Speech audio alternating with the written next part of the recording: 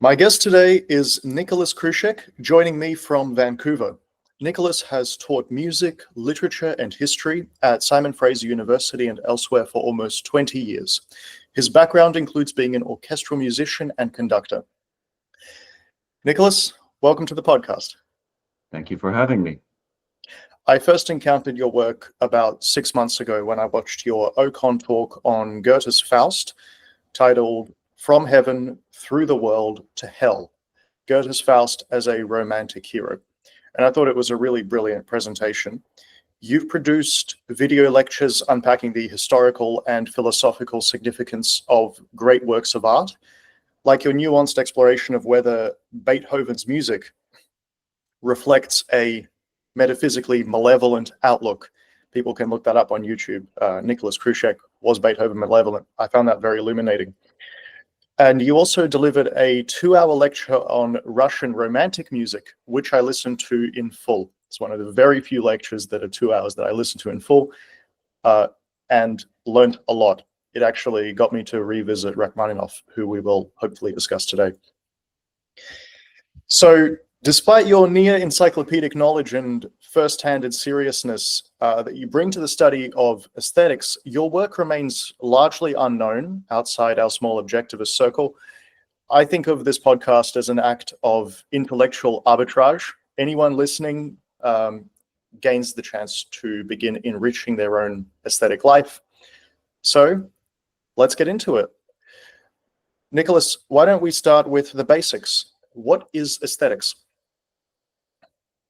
Aesthetics is the philosophical study of art, of the creation of art, the enjoyment of art.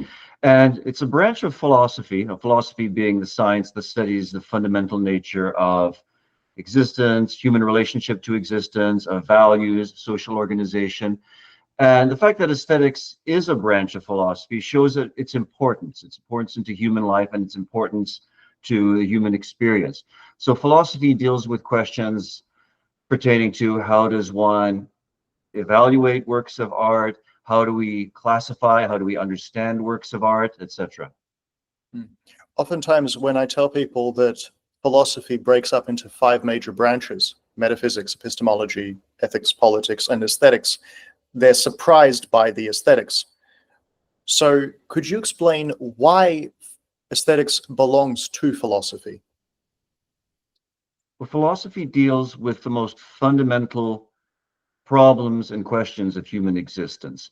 What is the nature of reality? What is the nature of our relationship to reality, our relationship to values, our manner of organizing social systems?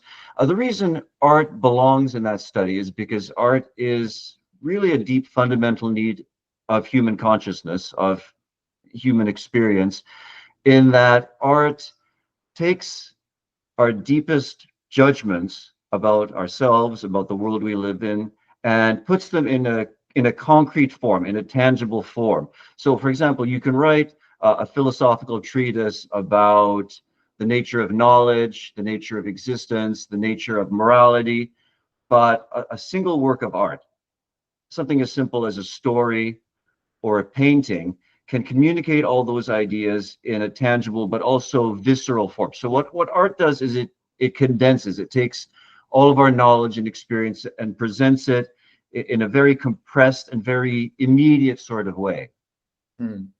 And what function does that concretization serve in a human consciousness, do you think? Why can't we just stay with concepts? What is so important about turning very sophisticated conceptual formulations, such as philosophical convictions, into a concrete?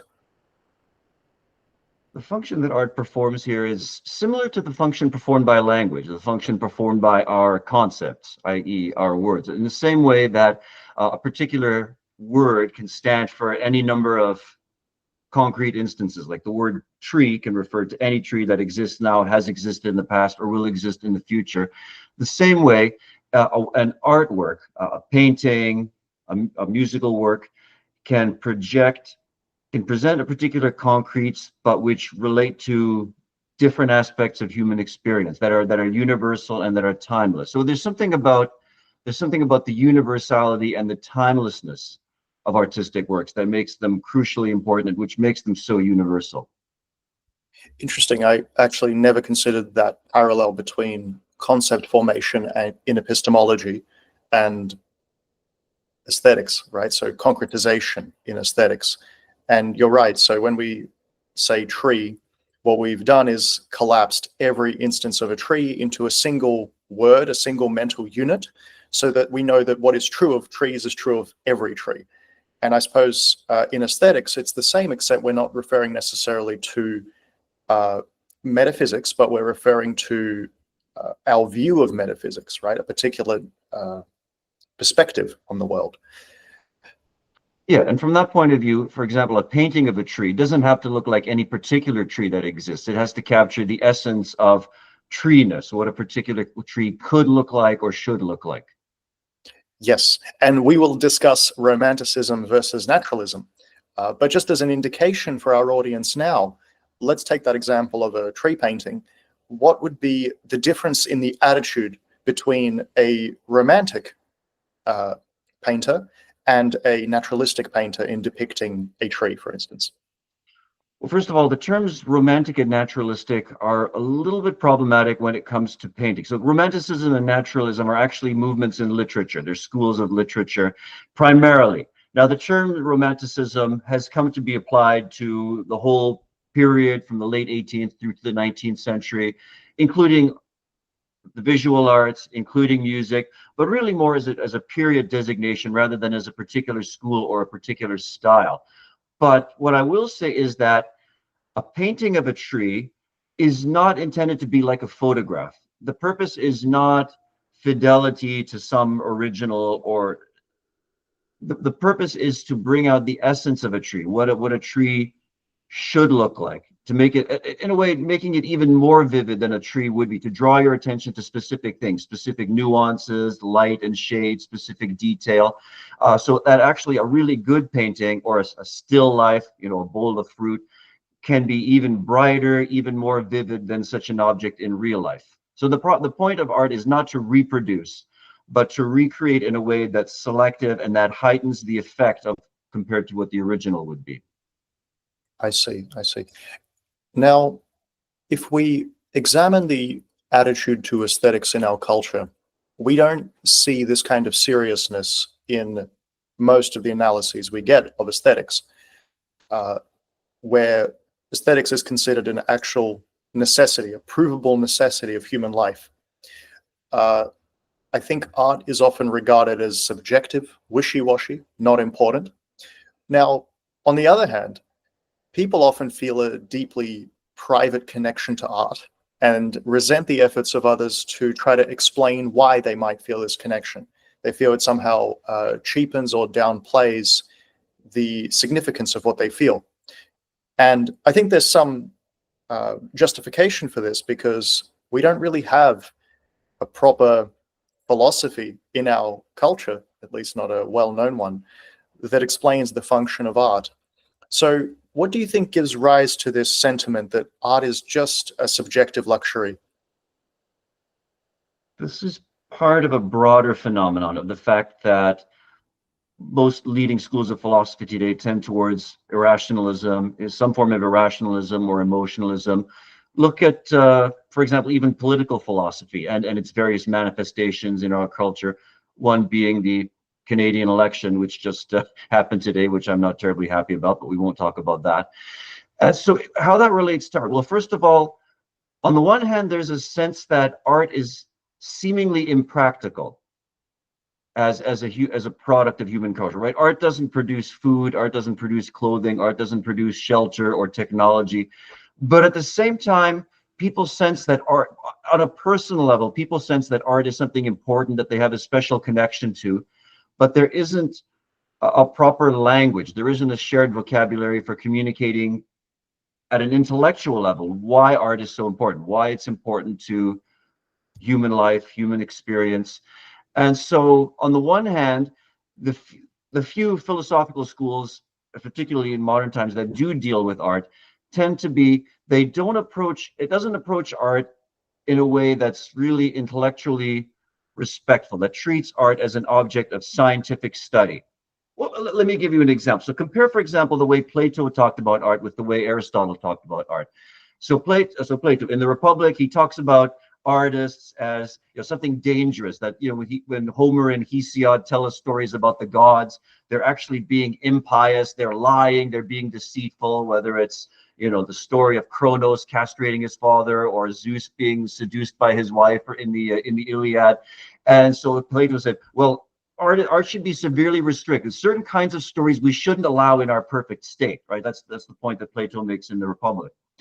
Whereas, so Aristotle, when he talks about art in the Politics, he says no, he actually takes issue with the points that his teacher makes, and says no, that art actually can serve an important function in terms of the education of the young. In an ideal society, art is an important part of the education of the free men, the people who don't have to work, and it can train the mind to know what to focus on, what's important. And then if you turn to Aristotle's Poetics, now that's a very interesting book, because Aristotle, in that book, he treats literature the way he treats everything, as an object of scientific study, like the way he approaches biology, the way he approaches any other subject. He says, let's take art and let's pull it apart. Let's define its concepts and principles. Let's categorize. Okay, we've got epic, we've got tragedy, we've got comedy. Let's take it apart, classify it, and understand what are the functions of the different components, characterization, plot, whatever. So there's something really extraordinary about just the way Aristotle approaches art in a rational, scientific sort of way. Where do you see that in the last 2,500 years? Now, if you look at more recent writings of art, they definitely tend to the sort of the woozy, the mystical. So some important writers on art in more recent times. So on the one hand, there's Immanuel Kant's Critique of Judgment. Now, the interesting thing about Kant is that he had no interest in art himself. As you probably know, to some of our viewers, you know, Kant had no interest in music, no interest in literature, no interest in the arts. He had one drawing in his study, which was a portrait of Jean-Jacques Rousseau. That was pretty much the only art that he had in his life. And yet he wrote a book, or half a book, on the subject of art. And then in the 19th century, things go even farther. You get Hegel's writing on art, Schopenhauer in the third book of The World is Will and Representation, where he talks about art as a manifestation of or as a form of the representation of the will. And there we just get into really, I mean, much of what he says it's interesting, it's well written. Schopenhauer was certainly a brilliant writer, but in terms of actually clarifying the nature of art for someone who's interested in art as a creator of art, as a consumer of art, or even as somebody who wants to understand art intellectually, there's really very little there that takes that sort of scientific Aristotelian approach. Yes, it's interesting that you brought up the Republic. I was actually reading that just last night, and Plato would have the poets kicked out of the ideal city-state, right? Yeah, either that or heavily regulated. He'd say, well, we'll allow these kinds of poets, but we won't allow those kinds of poets, right? He's selective. It is very interesting, because I was reading it and thinking, wow, this is just a perfect kind of political philosophy for 20th century communism. And you see the parallels even in aesthetics. And I haven't. So it seems the only thing all these philosophers agree on is that art is useless in a particular sense. It's not useful for any other end.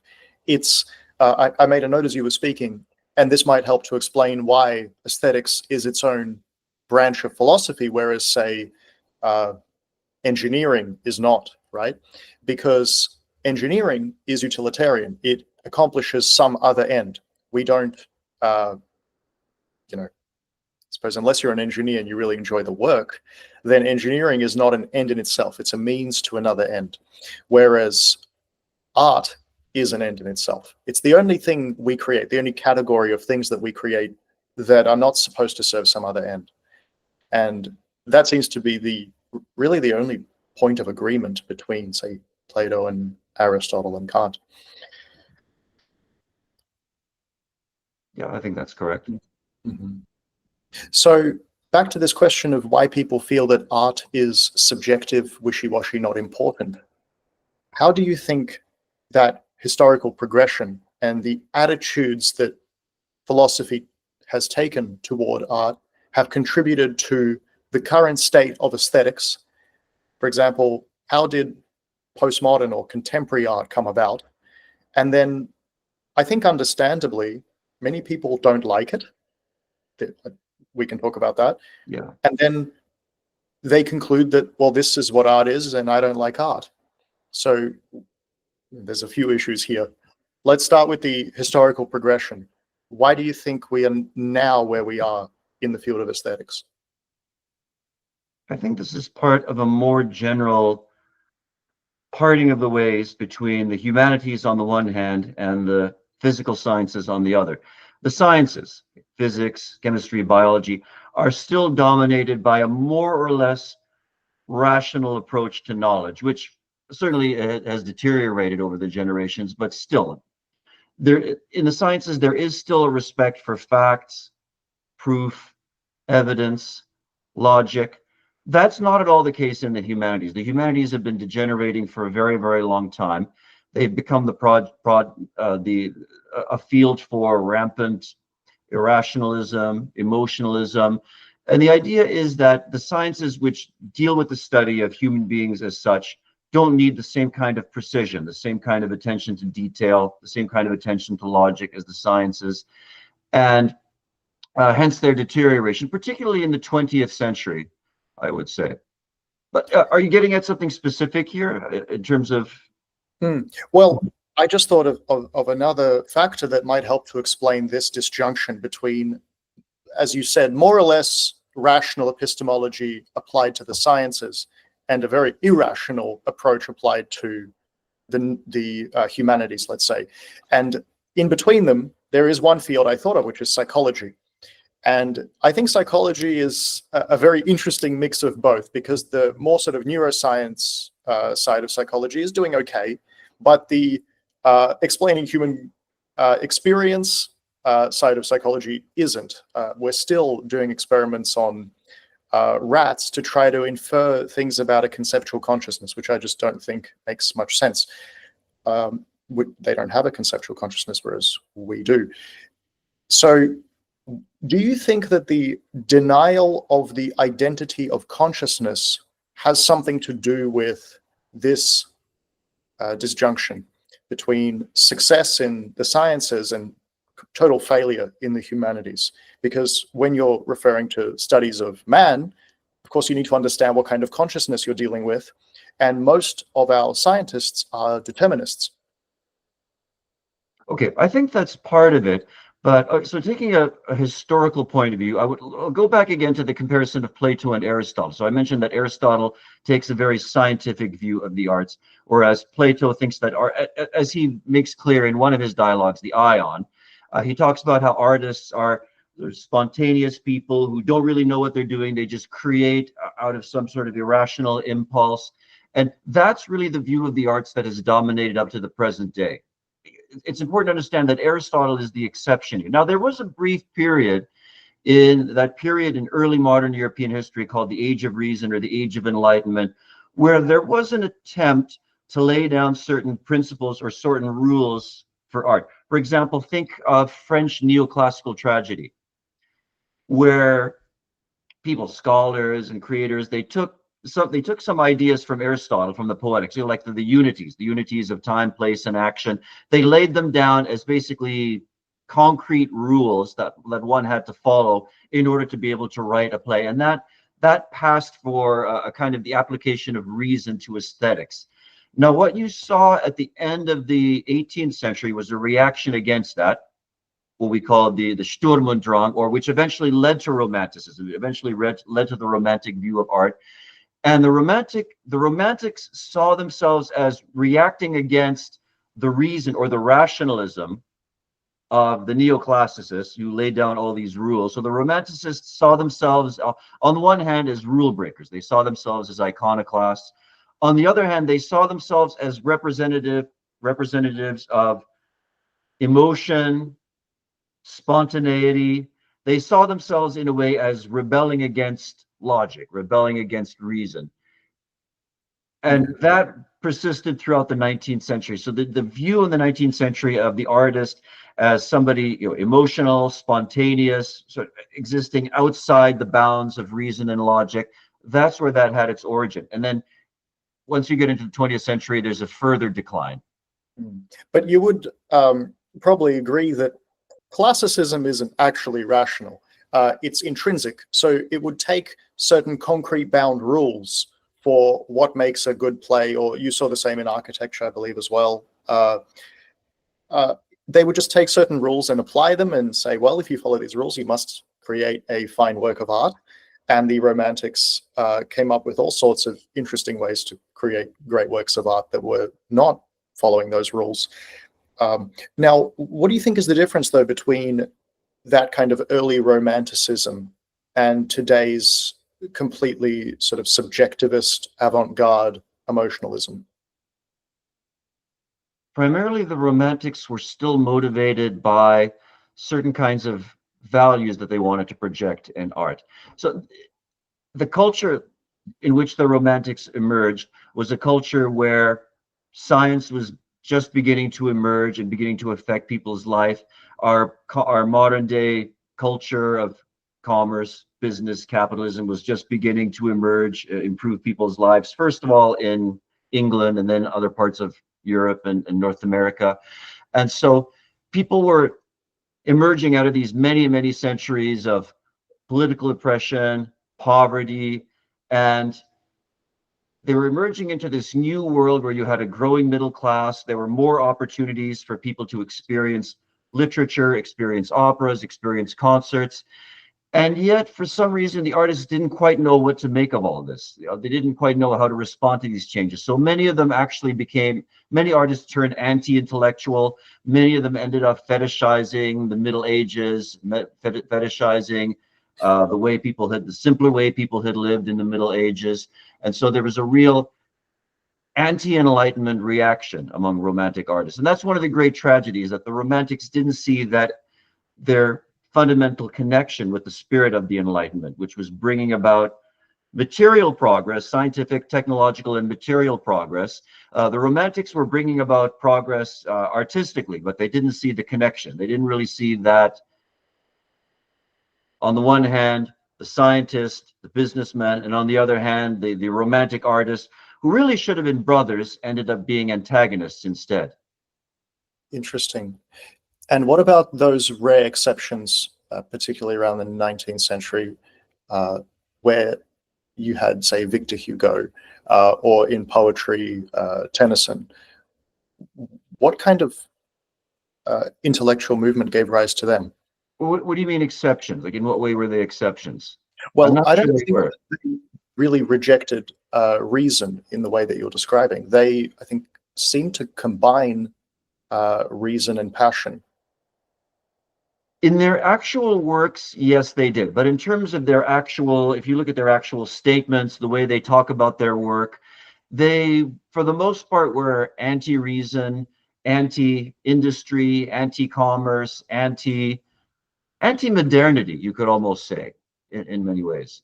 I see. So they didn't appreciate the role of economic freedom and political freedom in even giving them the ability to produce the art that they did, but also in creating the sense of sort of psychological and political liberation required to, have that kind of sense of life that they had, which really was spectacular. Unfortunately, the greatest creative artists of this period were not original thinkers. They didn't really examine these questions, social questions, philosophical questions, in a really rigorous, first-handed way. They basically absorbed whatever was in their culture, whether it was religion, socialism. They absorbed what was in their culture, and in their artistic creations, they were able to rise above it, but they never really identified it in any conscious way. I see. So there's always this tension in their work between, on the one hand, making this world a beautiful place, but at the same time, looking at the afterworld as some sort of object of longing. Mm-hmm. So they were still otherworldly. Well, certainly, if you look at their stories, if you look at the plays of Schiller, if you look at the great novels of the 19th century, most of them are almost all of them are tragic.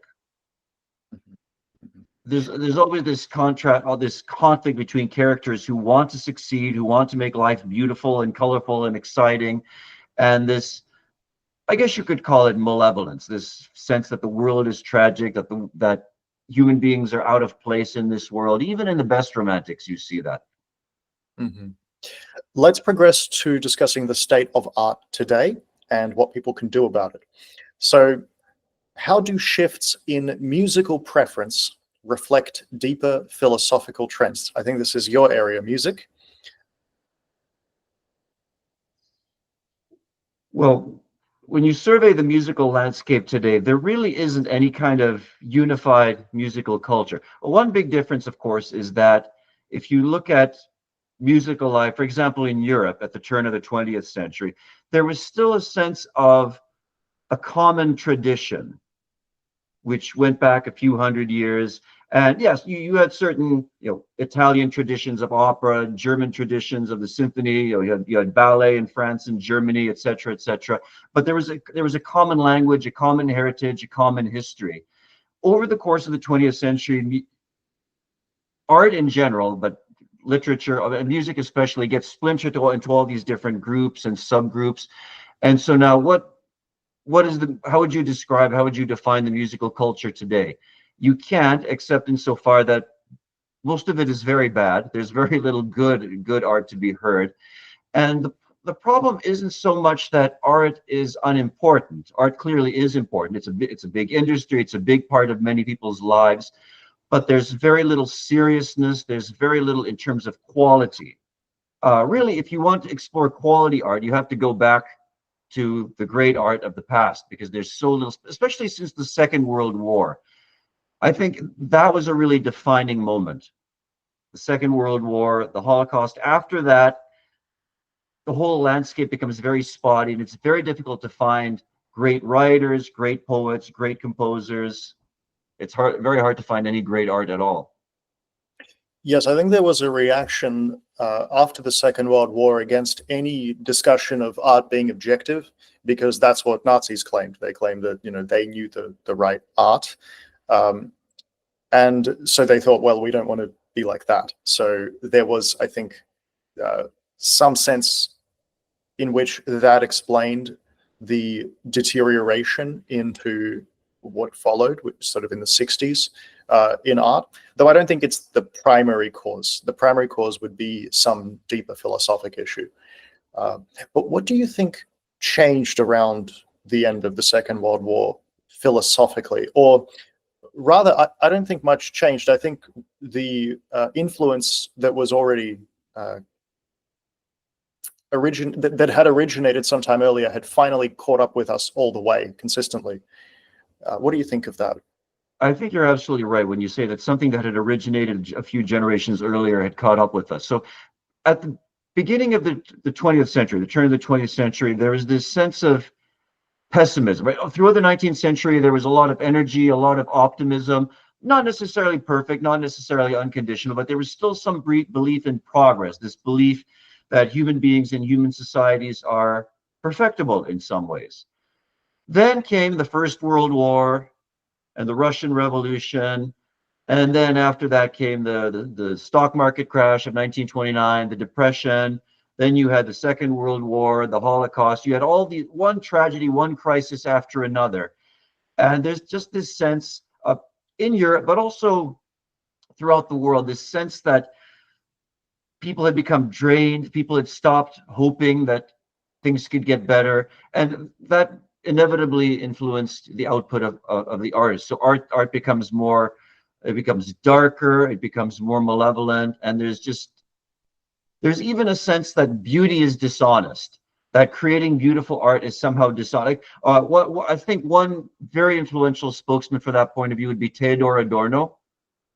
Oh yeah, of the Frankfurt School, who was he actually himself was a pianist, a composer. He was a pupil of the Austrian composer Alban Berg. So he wrote many books on music. He wrote a book on Wagner. He wrote books on other musical subjects, and he talks a lot about this whole idea of the culture industry. The culture industry being this sort of this superficial, cheap product of capitalism. For example, he attacks jazz, he attacks a lot of modern music as a kind of, well, to use Marx's term, a kind of opiate of the masses, as a way of Yes. keeping the workers, keeping the working classes happy and distracted from more important social issues. But so one point that he and philosophers like him made is that after the Second World War, after that tragedy, after destruction on that scale, how could you justify happy endings? How could you justify beautiful melodic tonal music? There is a sense that that's just false. It's not in keeping with the times. The times demands art that's gritty, that's realistic, that's ugly, that matches the spirit of the times. And so it's after the Second World War that art tends to become deliberately ugly and even nihilistic. What's interesting, though, is why did people tolerate this? Because, you know, you would think someone with a better sense of life would say after the Second World War, this is precisely when we need to rekindle art and bring it to its full realization, rather than conclude that now is the time when art should reflect the very worst in the human soul. It should reflect the best. Unfortunately, a sense of life will only get you so far, because you need the ideas. You need to translate your sense of life, your worldview, whatever you want to call it, into explicit intellectual terms. That's the only way for ideas to really propagate through the culture and to influence the culture. So if you have a hopeful, positive sense of life, but if the ideas dominating a culture are predominantly irrational, nihilistic, then ultimately you'll be like one of those romantics. Yeah, then you'll be like one of those romantics, right? Because you'll have this positive sense of life, but you will come to equate it with the opposite of reason. Yeah, so really the tragedy began with the romantics. It began with the romantics misunderstanding the nature of what they were trying to do. Now, I understand the positive case for appreciating art. If art is great and it concretizes your value judgments, you would want to see that concretized. We want to see great art. But what I don't understand is, why would anybody want to see bad art?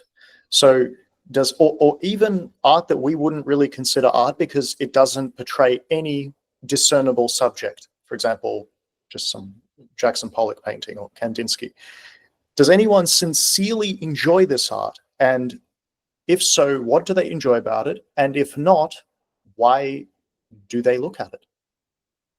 So a few things. Yes, there are people who do sincerely enjoy that kind of art.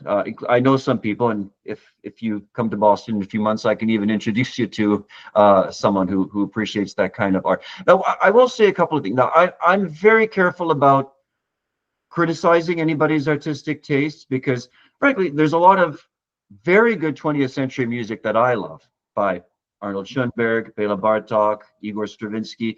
There is good art, which some people might consider challenging, difficult for a variety of reasons, even though it's by now more than 100 years old, but nonetheless. So on the one hand, I can understand why some people would find certain kinds of 20th century art to be a little bit alienating, but I also understand that there are people who do respond to that kind of art for one reason or another. And only way to answer that question is simply to ask them, what is it that this art does for you? What is it that communicates to you? But in terms of some of the really bad art that's more recently, sort of after the Second World War, there isn't much of an audience for that kind of art. That kind of really modern, really avant-garde art. There isn't that much of an audience for it. Really ultra-modern theater, ultra-modern painting, sculpture, which is why that sort of art tends to be heavily subsidized. And that brings us to a whole other problem, because I think we can agree that really bad, really ugly modern art would not likely survive on an open marketplace of goods, an open marketplace of ideas. That's part of the tragedy, that art has become heavily subsidized since, I guess, at least since the 30s, 1930s, if not earlier. And imagine you're a politician, you've got all this public money. How do you decide what's worthy? How do you decide what theater or what what gallery deserves to be patronized with public money. There's no way. It becomes a kind of a popularity contest, or it becomes a competition for prestige or for Exactly. right? And then I think that's actually a really good point. I hadn't even thought about it that explicitly, but do you think here the premise, I don't understand it, therefore it must be profound, plays a role? Because say you're a private gallery owner, just from a strictly profit-seeking perspective, you would like people to enter your gallery, so you have to figure out what art they want to look at. And I agree, if you're putting up contemporary art, it's not going to attract a great audience. Whereas if you put up great art, you're likely to get a bigger audience. Though I'm not saying that there's a one-to-one correlation there between how great something is and how many people like it. These are somewhat separate issues. But in general, I agree with you. And do you think that the politician or the sort of cultural, the politician, let's say in this case, would be prone to any cultural critic who says, "Oh, you just don't understand. This is actually great art. Let me show you." Oh, I think that's very common because, yeah, the bureaucrats or whoever makes the decisions, they have to rely on somebody. And because within any particular art, there's an incentive to preserve the status quo, whatever that happens to be, then naturally the loudest voices are going to be the ones who are demanding support for a particular form or particular manifestation of modern art. But the problem there is you're taking art away from the marketplace. So it's not a question of what is actually valuable to the consumers of art, the people who love art. It's a question of what's being promoted within a particular community or a particular subculture. Now, that's not to say, as you pointed out, and I agree, that popularity is not necessarily a determinant of value. Yes. But at the same time, I think any form of art that really is great, that's proven its value over decades, over generations, it will find an audience. If you actually give people a chance, if you put the best art out there, it will find an audience if it's given a chance. But if you're taking people's money and giving it to the government and having them distribute it and financing this particular theater or this modern art gallery, it just creates all kinds of confusion. Let's say we look at music, though. This might be I actually don't know what I think of this, but this might be a counter argument to the idea that people generally have a good sense for art. If you look at, say, a platform where anyone can look up whatever music they want, like Spotify, and I've done this, I don't remember the numbers, but I listen to Rachmaninoff often, and I checked how many monthly listeners listen to Rachmaninoff, and it's some number. I think it's in the hundreds of thousands. And then you look at, I don't even want to name names, but some, say, contemporary musician who is, by any standard, way worse than Rachmaninoff. It's just 100 times more, 100 times more listeners. Is it simply that people don't know of Rachmaninoff? Is it that they don't have the intellectual habits required to perform the integrations that appreciating that music requires? What do you think explains that very kind of simple finding? Well, that's not surprising at all. Ultimately it comes down to education and upbringing. It comes down to what people are exposed to, particularly what people are exposed to at a younger age, right? An appreciation for great art certainly can be aided by having the right teachers. Say you're young, you have a good singing teacher, a good piano teacher, or whatever, who might steer you, or a great literature teacher that you encounter in your elementary school year, who teaches you how to appreciate the classics, how to read Shakespeare or poetry or whatever. So I think education can play a huge role, and even upbringing, even what one's parents might enjoy in terms of art, or the kind of art that's enjoyed in the household, that can play a role. Yeah, so certainly appreciation for great art begins early, but I think it's also tied to broader elements in our culture. We live in a very anti-value culture in general. And that's true whether you look at politics, whether you look at anything in our intellectual culture. Having said that, I still think that great art does have enough of an audience that it can still, I think it can still survive. You know, we often hear stories about how, oh, well, you know, you go to the opera, you go to the symphony, and everybody has gray hair. And what's going to happen when that audience dies out? You know, people are going to stop going to concerts, they're going to stop going to ballets. People have been saying that for decades now.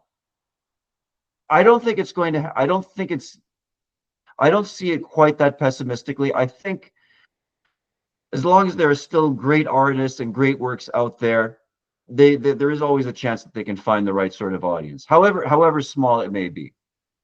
Well, one thing that could explain that finding, that for decades people have been saying that it's only older people who appreciate good art, and once they die, then there won't be an audience for it anymore, and yet it's been going on for decades. One thing that could explain that is that people's tastes improve over time, and so the older people keep, you know, changing, as in who it is keeps changing. That's Do you one, think that's one factor. The other factor, of course, is that when people retire, they have more free time. Oh, yeah, whereas younger people are often busy. They may not necessarily have the energy to go to a concert or a ballet in the evening. So that's also possible. Yeah. Do you think that maybe, I'm thinking on my feet here. Literally, I'm at a standing desk. So, do you think there's any truth to the notion that if we're in a anti-value culture, as you put it, we get more and more keen to actually find some values, and so as we age, this kind of results in us exploring aesthetically more and hoping to find something that speaks to us, hoping to find something that we really value in aesthetics.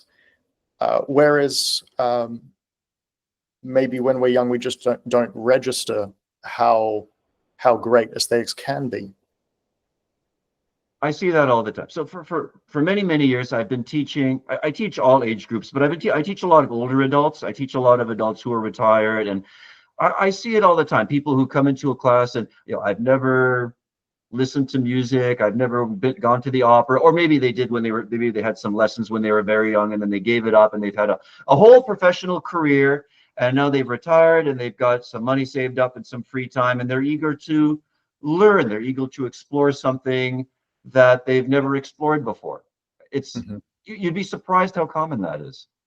I see. And in the specific case of music, I made the point earlier that music capitalizes. Ayn Rand made this point in the Romantic Manifesto, that music is experienced immediately, whereas, say, in the case of looking at a painting, there's the perception, there's the conceptualization, and then there's an evaluation of it. Whereas in music, the evaluation is experienced before any kind of explicit concept formation. So you hear the music and you just straight away feel an emotion. There's some kind of shortcutting here. And the emotion you feel, if you feel any, firstly, whether you feel anything at all, and then if so, what you feel, has to do with your metaphysical value judgments.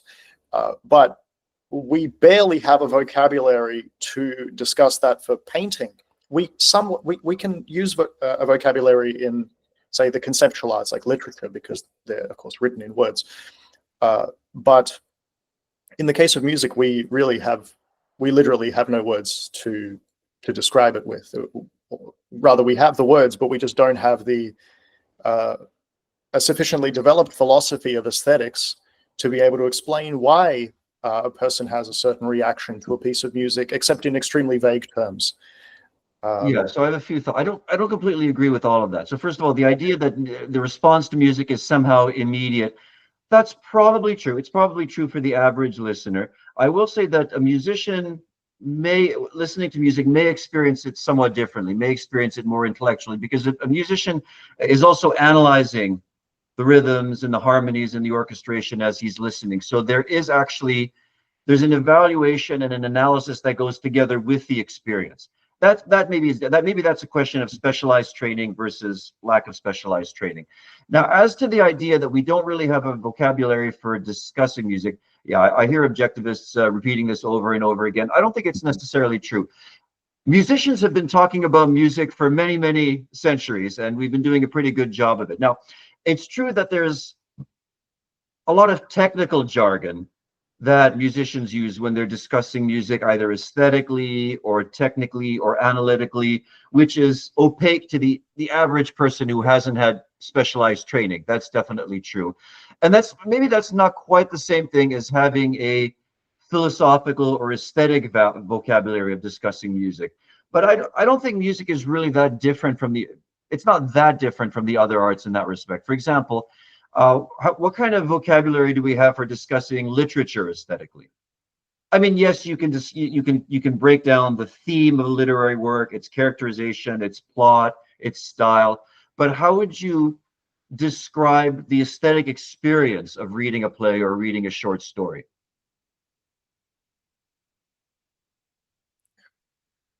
That's a good question.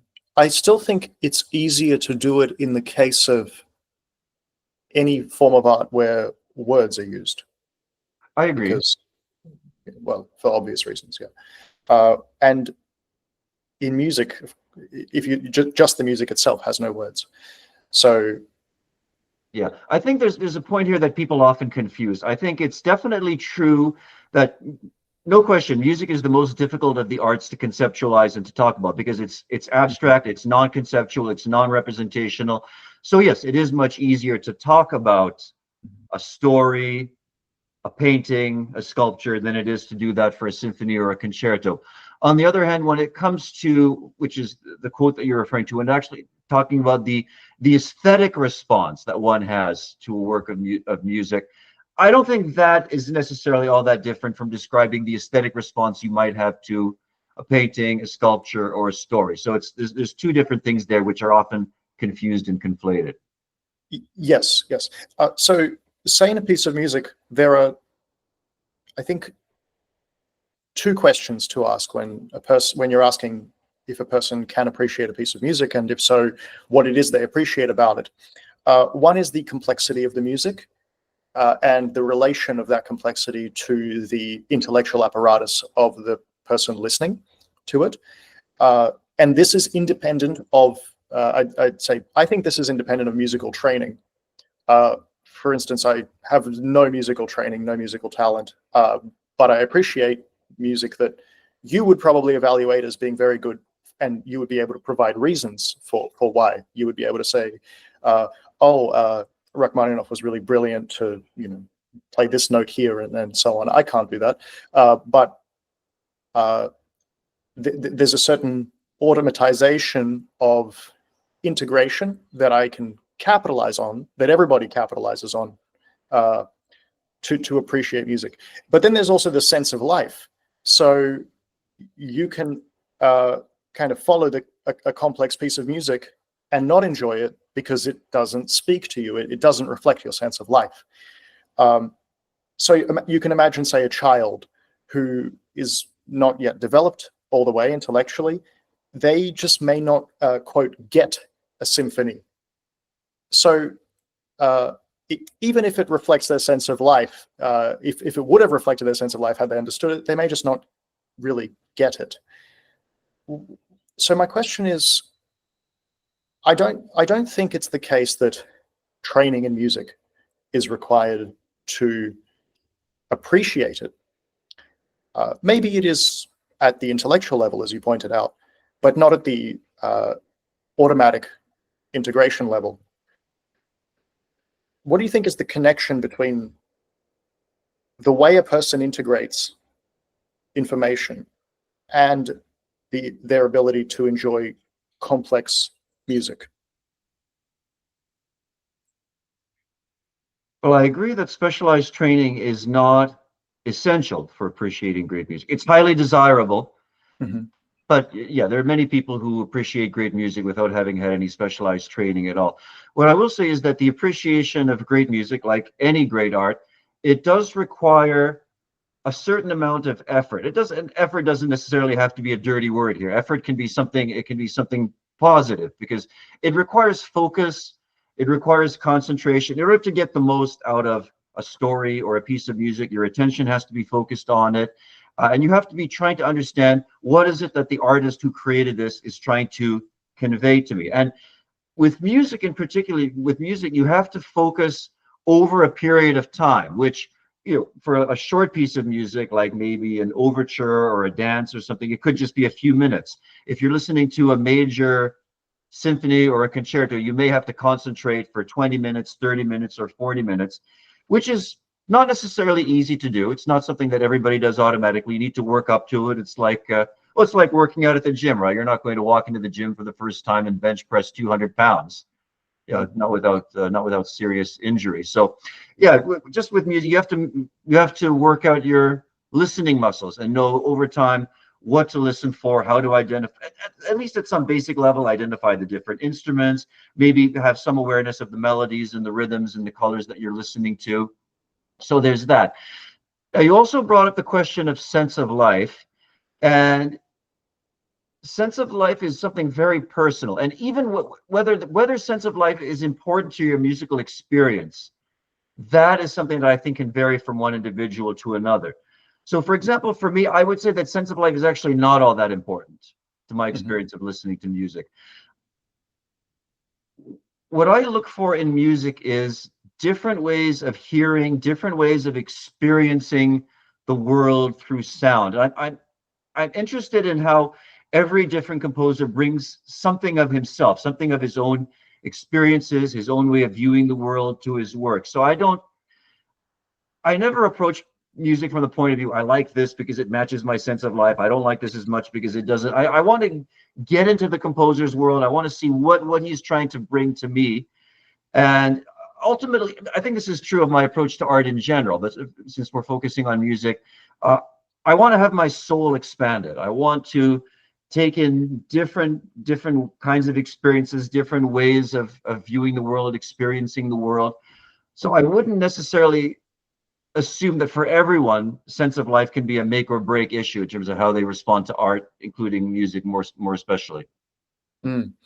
And how can a person improve their education in music on their own? Well, as with any art form, you have to expose yourself to the best products of the art form, of its various forms. And I think some knowledge is helpful. Again, you don't have to necessarily learn an instrument or sing or have specialized training, but some knowledge of some historical knowledge. Who are the main figures? What were the main schools, the main developments in music? Who are the big names? What are the most important pieces, operas, ballets that I should know? That's useful. Maybe even some of the basic terminology, like knowing what is the difference between rhythm and melody and harmony, maybe knowing something about the different instruments, the different, what is a string quartet versus a piano trio, things like that. Everything that you learn, everything that you can discover about a particular art form could contribute to your enjoyment of that art form. Mm-hmm. Now, when you said, I want to experience the full range of human experience, there is a fictional character who wanted to do the same thing on your presentation focused. So I'd like to transition to Goethe's Faust. What sets Goethe's Faust apart from earlier versions of Faust? Well, the earlier versions of Faust, first of all, Faust had a kind of a historical background. Apparently, there was in Germany in the early 1500s, there was a doctor, reportedly magician, necromancer, Johann Georg Faustus, who supposedly made a pact with the devil, and then at the end of a period of a certain number of years, he was carried off to eternal damnation. And there were other literary treatments. There were various cheap mass-produced books and plays and puppet plays, including a really excellent play by Christopher Marlowe, which anyone not familiar with, I would warmly recommend Marlowe's play, The Tragical History of Dr. Faustus. What all the earlier versions of Faust have in common is a strongly moralistic tone. And let me explain what I mean. So I think one of the best descriptions of the early Faust stories, early Faust legends, were that Faust was a Renaissance man who paid the medieval price for being one, Ah, meaning that he was he was a doctor, a philosopher in all the branches of knowledge. Or he was a um, theologian. He studied medicine, jurisprudence, etc. He had all the knowledge that you could possibly accumulate in a human lifetime, but he wanted more. He wanted more knowledge. He wanted power. He wanted pleasure. So he enters into this bargain with the devil named Mephistopheles, who gives him knowledge about occult matters, magic, what is heaven, what is hell. He knowledge which is beyond human knowledge. He enables him to play all sorts of tricks. He goes to the court of the Holy Roman Emperor, plays pranks. He plays pranks on the Pope in Rome, etc. He gives Faust food and wine and beautiful women, all kinds of pleasures. So the original Faust is the story of a man who could have been a great man, could have been a great scholar, but by dabbling in the dark arts and by becoming this hedonistic figure, mm, was condemned to eternal perdition. Then Goethe came along, and so of course Goethe was certainly not coming from a conventional Christian perspective by any means. Goethe was much too good a pagan for that. So Goethe just took the story and turned it on its head. So instead of Faust being a mere pleasure seeker who just wants to experience all these, wine, women, song, whatever, he becomes a scholar who is just at the beginning of the poem. He's in absolute despair. He's in suicidal despair because he's learned everything, he knows everything, and it has no meaning for him. He doesn't see any use to any of his knowledge. He's been trained in medicine, but he can't save people's lives from the plague. He knows everything about philosophy, but he feels like everything he's teaching his students is empty and meaningless. And so the reason he eventually enters into a bargain with Mephistopheles, the devil, is because he wants to get out of his study. He's been basically trapped in this study for, he's in his early 50s when we first meet him.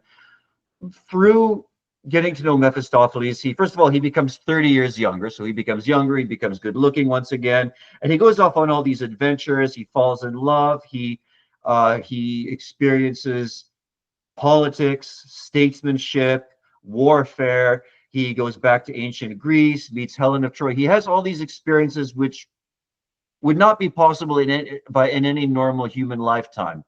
mm-hmm. And over the course of this, he grows and he learns a lot. And there's never a sense that he's merely seeking pleasure for the sake of pleasure. He's always very much conscious. He's aware of his own motivations, and he wants to live multiple human lifetimes, which indeed he does. So from the beginning of the story till the end of the story, something like 100 years passes where he goes through all these different adventures, all these different stories. And by the end of it, you do get a sense that he's gained a kind of wisdom. He's gained a kind of perspective that he didn't have when he was merely a scholar, when he was merely a bookworm, so to speak. He's actually lived a life. He's actually gone out and experienced the world. And do you think it was only possible for Goethe to write that because he spent most of his life working on Faust, didn't he? Well, so there's two things. On the one hand, yes, Goethe worked on Faust for nearly 60 years. Nearly 60 years. Goethe began working on Faust when he was in his 20s, completed it after he turned 80, the year before he died at the age of 82. So he worked on it over a period of many years, but also nobody but Goethe could have written Faust the way he wrote it, because Goethe himself, so Goethe has been described as the last Renaissance man. So he was a poet, a playwright, a novelist. He was also a statesman. He was a privy councillor to the Duke of Weimar. He was an administrator, rector at the University of Vienna, advisor to the Duke in all kinds of manners. He was also a scientist. He did original work in botany, geology, anatomy, optics. So he was a man who took all possible knowledge into himself. And I think it's no accident that Nietzsche who was such a great admirer of Goethe, and who, if you read what Nietzsche says about Goethe towards the end of Twilight of the Idols, he viewed Goethe as a kind of an Übermensch, as a kind of a higher specimen of the human being, in the sense that he broke all limitations. He wasn't just a German; he was a European. He wasn't just a Christian. He was a pagan and a pantheist and a Spinozist. He took all these experiences and interests into himself, and just transcended the limitations of his place and time in a really spectacular fashion. That's why I say that only a Goethe could have written Faust the way he wrote it. And I think he also put Beethoven and Napoleon in that category, didn't he? Nietzsche? Nietzsche? Yes, yes, he did. Yeah, very much so. Yeah, he thought that there were three men of that era who had achieved his Übermensch status. Yeah, but there's an interesting distinction that Nietzsche makes between the Übermensch, who represents an what we would call an unsublimated will to power, which the unsublimated will to power often manifests itself in a desire to dominate other human beings. Example, Cesare Borgia, Napoleon. So that's your kind of Machiavellian ruler, your military commander. But then there's also the sublimated will to power, which is the kind of will to power which is directed not outwards, not at lording it over other people, but at disciplining oneself, at perfecting oneself. And the point that Nietzsche makes about Goethe is that Goethe's greatest masterpiece was not Faust. His greatest masterpiece was not The Sorrows of Young Werther. It was not Wilhelm Meister's Apprenticeship. Goethe's greatest masterpiece was Goethe himself. Yeah. Interesting. So at the end of your talk, you discussed how the play comes to an end. And the idea is that Goethe has a conception of utopia, Faust at the end has a conception of utopia that is very much unlike the sort of Garden of Eden Christian paradise, where, as you said, it's all just about hedonism and passively receiving pleasure. Faust has a far more interesting version. I definitely prefer his account of utopia. That would be my utopia. Hedonism and idleness just sounds dreadful. I would. So could you explain what is distinctive about that particular ideal world? Well, to understand Faust and to understand that final scene that you're referring to, it's important to understand the trajectory that the character goes through over the course of the two parts of this very, very long poem of 12,000 some odd lines. I mentioned that at the beginning of part one, Faust is in suicidal despair. He thinks there's no value, there's no meaning in life. And he has this one very crucial speech early on where he says, "The God that dwells within my breast can rule my powers with art, but cannot rule the world outside, and therefore is existence to me away, death desirable, and life I hate." Right. So at the beginning, I wouldn't interpret that too literally, but at the beginning there is this sense of pessimism, this sense of what does life mean, what does life really amount to, and over the course of the drama, through his various experiences, through his various activities, Faust comes to realize that the essence of life is not necessarily, it's not enjoyment that he's after. It's not, and that's why I say he's not the sort of hedonist like in the earlier versions of the Faust legend. He's not merely after pleasure. What he really comes to realize is that life is all about striving. It's all about aspiration. It's all about this constant sense that you want to perfect yourself, in every way you possibly can, by expanding your range of knowledge, your range of experiences, taking as much of everything that is the lot of humankind, taking it upon yourself and into yourself. And that's why at the end of the poem, when he reflects upon this highest wisdom that he's gained, it's about how life is about constantly overcoming new challenges, never being complacent, never being satisfied, never reclining on a bed of sloth, as he puts it in his early dialogue with Mephistopheles, but always seeking something new, always trying to strive higher and higher and reach farther and farther. And that's ultimately, I think that's the message that Goethe is trying to embody in this work. I think that pays a great compliment to human potential. It's certainly a far better view of man than just something that, if he could, all he would want is pleasure. I just don't think that's even true. In fact, that's what I'll be doing a PhD thesis on if I'm accepted, is a critique of utilitarian metaethics. So, what is this? I really liked your description of that last scene in Faust. What is the situation Faust finds himself in at the end? He's overseeing the construction of some dikes, I believe. Okay, well, note to our viewers, this is a bit of a spoiler, so keep that in mind. But yeah, so in the final scene of Faust, Faust is over 100 years old. Technically, he's 130 years old, because remember, Mephistopheles had taken 30 years off his life. So physically, he's 100 years old, but he's actually lived through 130 years. So he's a very old man.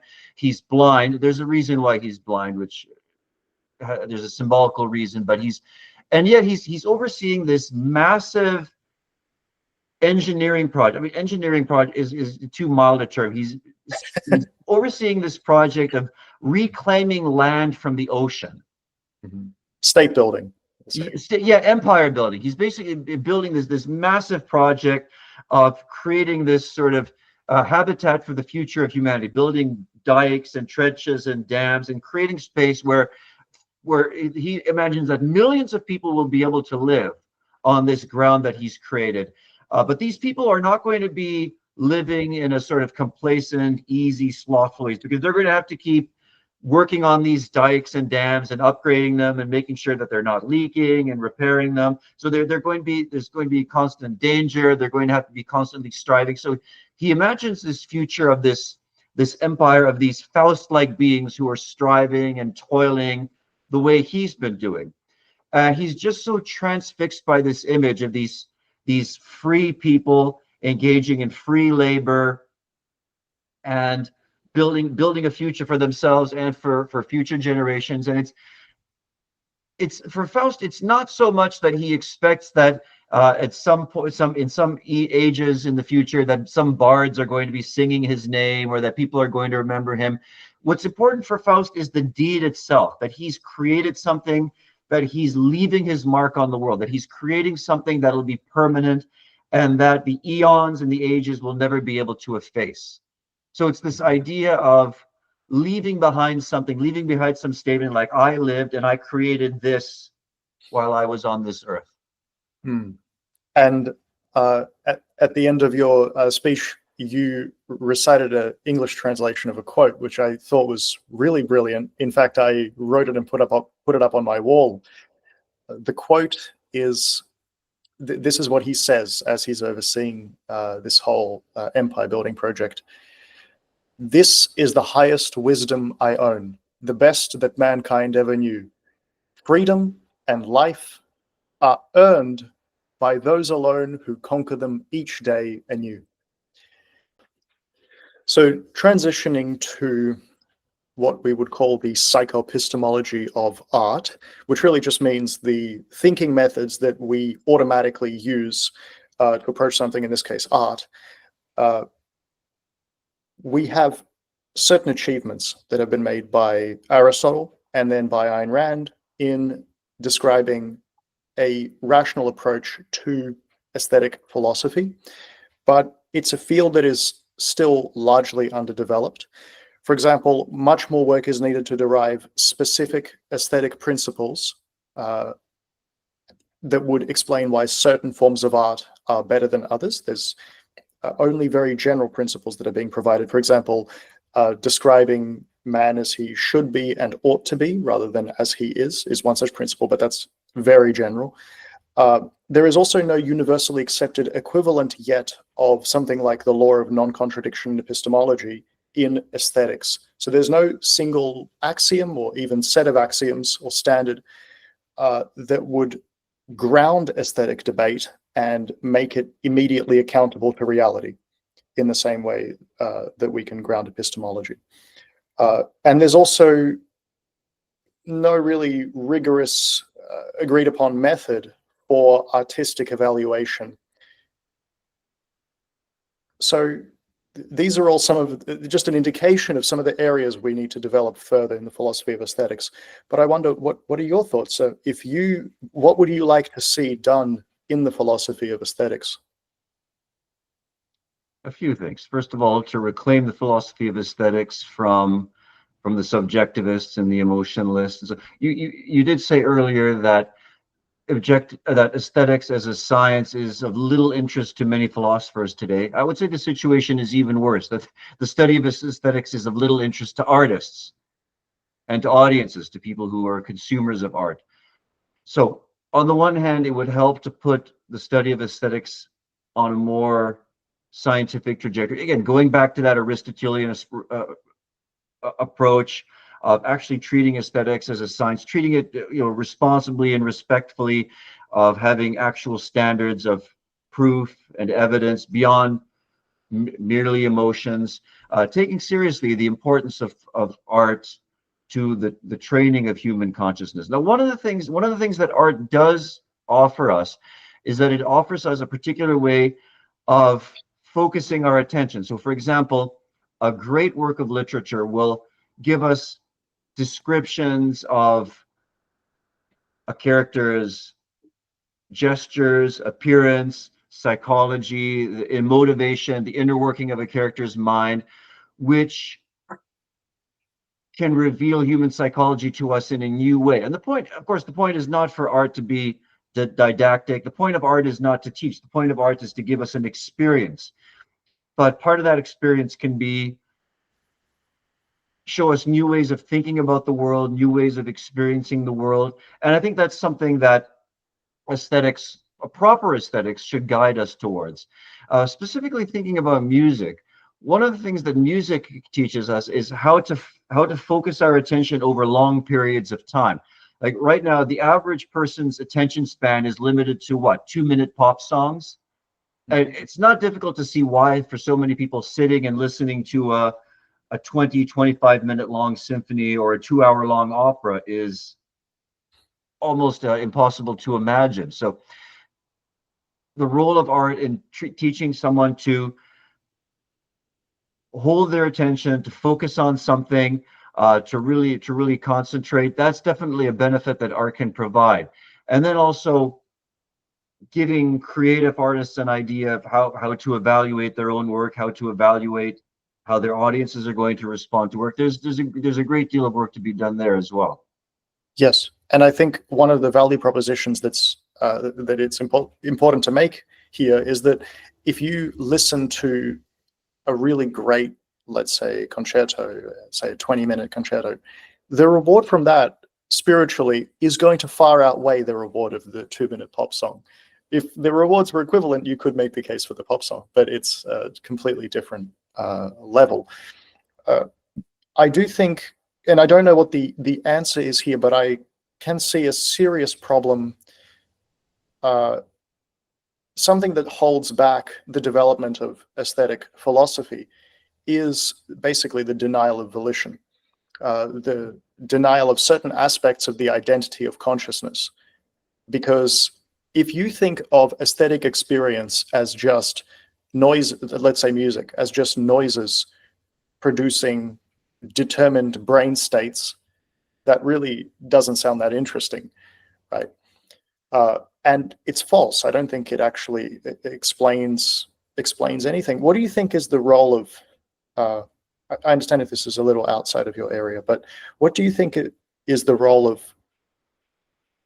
a proper view of consciousness in developing aesthetic philosophy?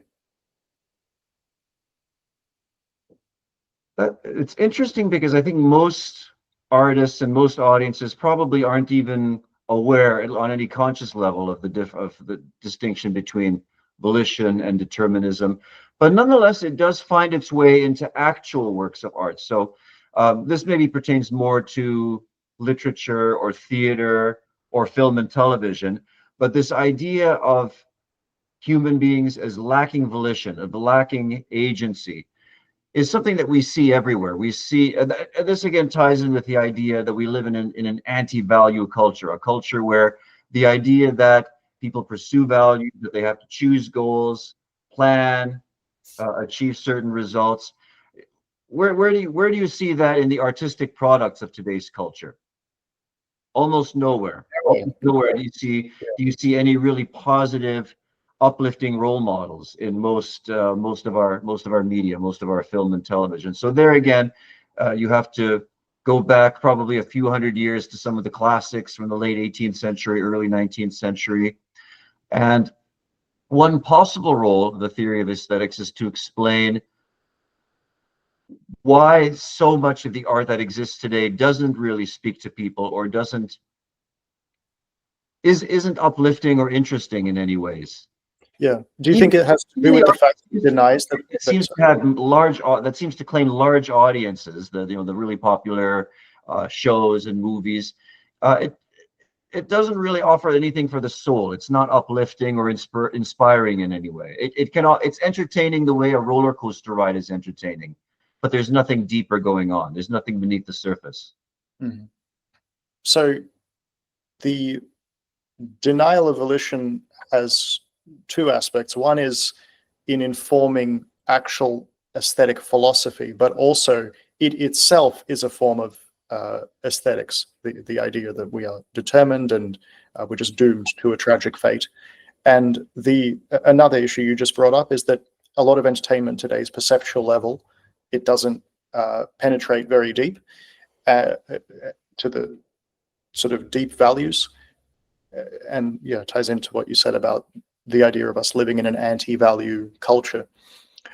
But I think it's worse than that in a way, because you can have someone like Shakespeare, who regarded man as fundamentally doomed to a tragic fate, and yet produced some of the most beautiful plays and poems and sonnets we've ever seen.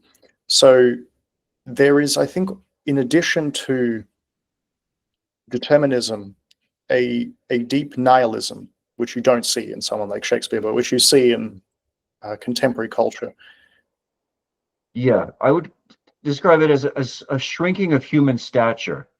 So Yes. even when Shakespeare was writing about villains or tragic characters or tragic kings and princes like Lear and Hamlet, they still had a kind of greatness, a kind of majesty to them, which was not necessarily related to their social class. He could write about even like the fool in King Lear is still a formidable character in terms of his eloquence, in terms of the way he expresses himself. And you don't see that there's certainly there's no eloquence, there's no real reverence for human potential or human stature in our culture today. That's something that's very much been lost over the past certainly 150 years to 200 years. Mm-hmm. Now, for a person seeking to broaden their own aesthetic education, what should they begin with in literature and in music?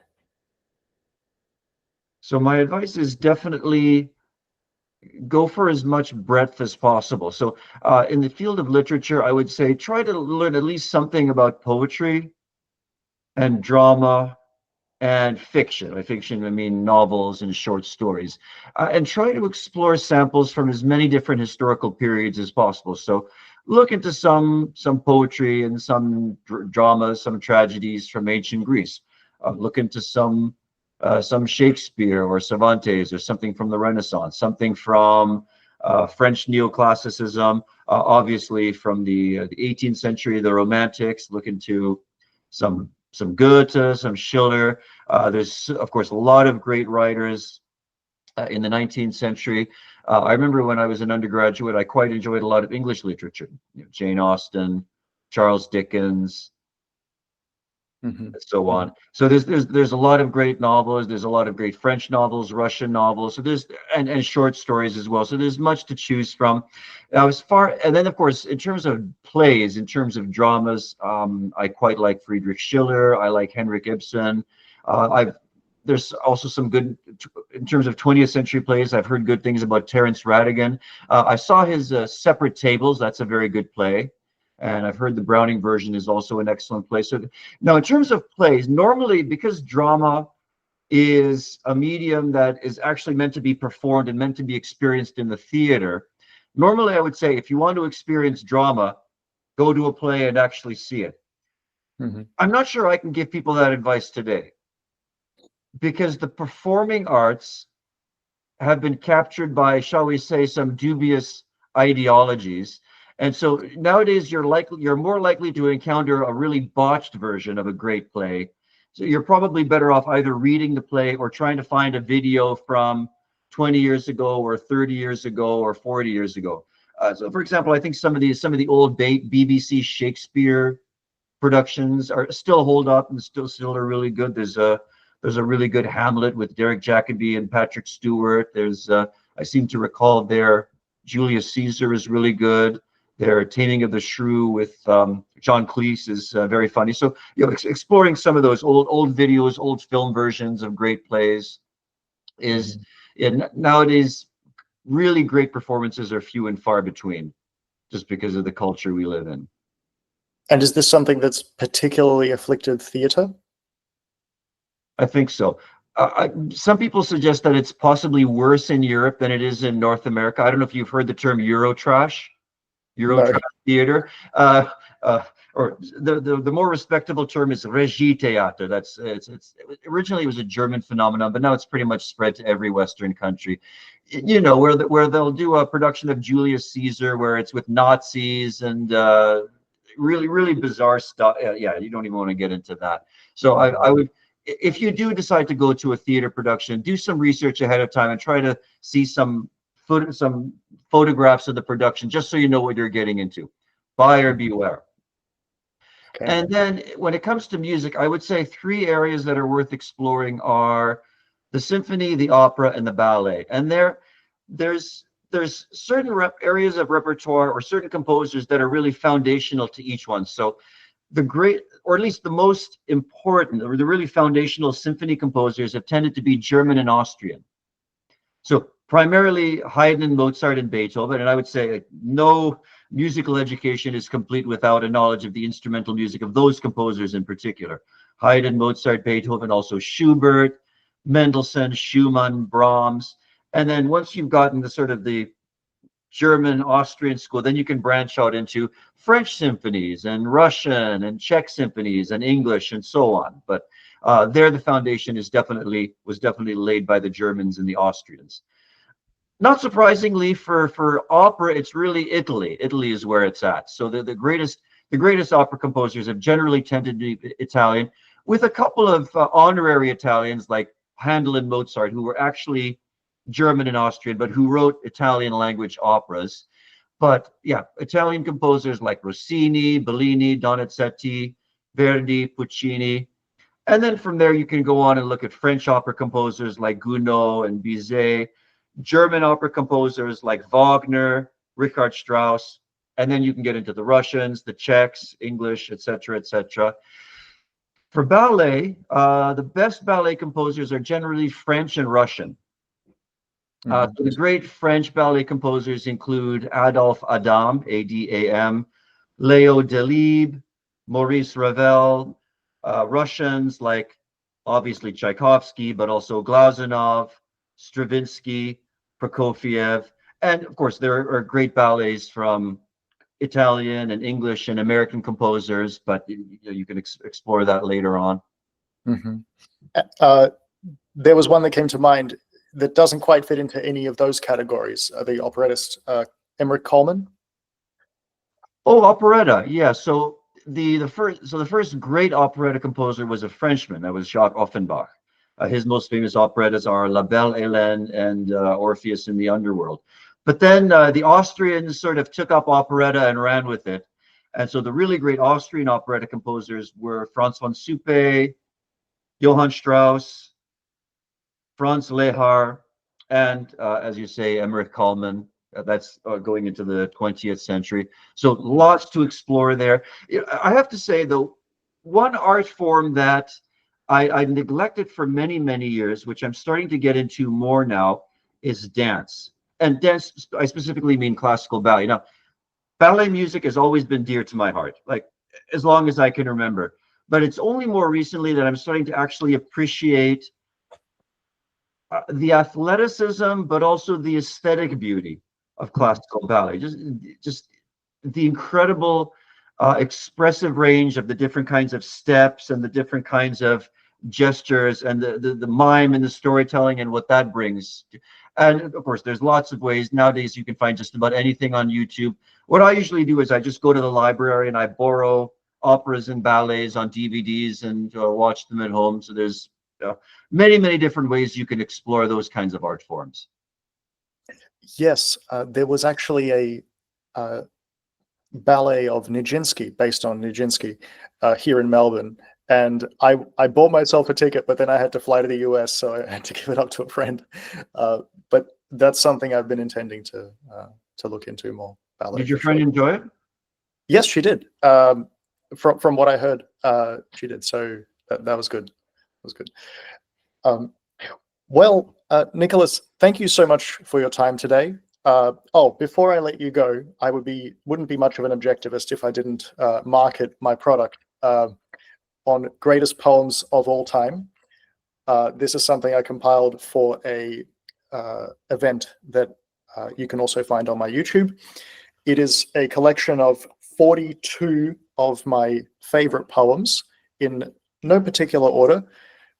This is what it looks like, and I had it professionally printed, so you can get it on my website. For the currency will vary from country to country.